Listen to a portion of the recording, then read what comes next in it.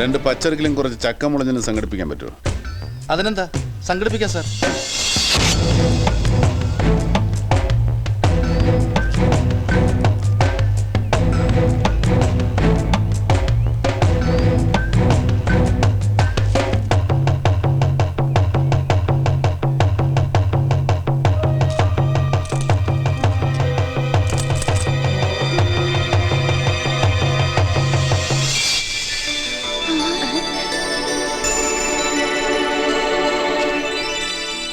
ഇപ്പൊ മനസ്സിലായില്ലേ യഥാർത്ഥത്തിൽ എന്താ സംഭവിച്ചെന്ന്? അത് ശരി, അപ്പൊ സാറായിരുന്നല്ലേ ഇത്?